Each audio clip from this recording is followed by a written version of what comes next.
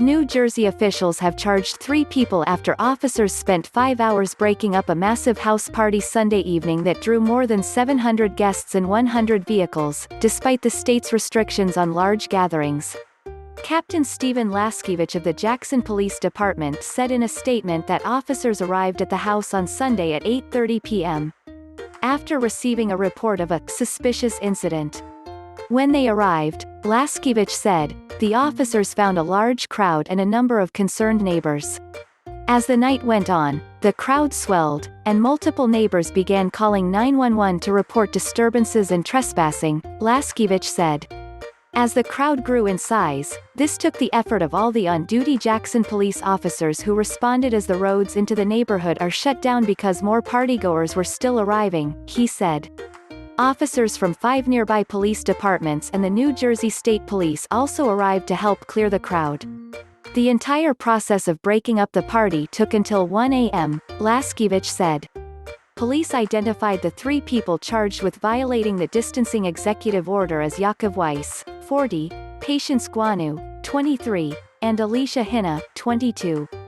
Weiss was the homeowner who rented out the space on Airbnb to the party organizers, Guanue and Hinneh, according to Laskiewicz. Weiss confirmed to officers that he had rented out the home to the party hosts, and had left the area after more than 200 people had arrived, Laskiewicz said. The massive gathering appeared to violate the state's limits on gatherings during the coronavirus pandemic. Currently, the state permits only indoor gatherings for groups of fewer than 100 people or under 25% of a room's capacity. Larger outdoor gatherings are allowed but are limited to 500 people with social distancing guidelines in place. New Jersey Governor Phil Murphy and Superintendent Pat Callahan of the New Jersey State Police addressed the party in a press conference Monday, noting that it wasn't the only concerning gathering in recent days and weeks. For instance, nearly 30 lifeguards have tested positive for COVID-19 after they attended a social gathering earlier in July. Another party in Middletown on July 11 sparked a coronavirus cluster and left more than 20 teenagers with the virus. I do think the fact that bars and restaurants are closed then create this underground situation, which is certainly not one that we want, Callahan said. Young people, even if you're asymptomatic and you're positive, the fact that you can transmit that to your family members is certainly one that concerns us.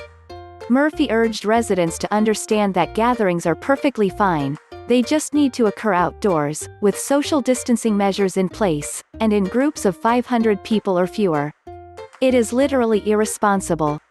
You are playing with fire if you gather indoors without face coverings, without social distance, in close proximity.